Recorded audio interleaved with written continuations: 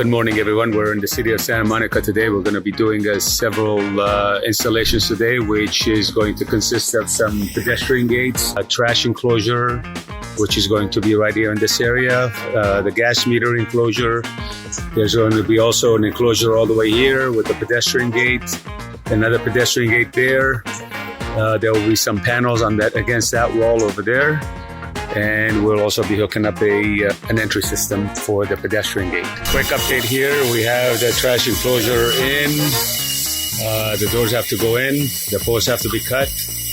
We are in the process of putting this pedestrian gate in. That is almost done. Over here, the side, we're putting the pedestrian gate over there. What's going to be left right now is putting the pedestrian gate in the front and work our way back that way. All right, guys, Santa Monica project is complete.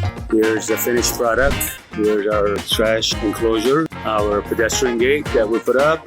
Over here, we have another pedestrian gate.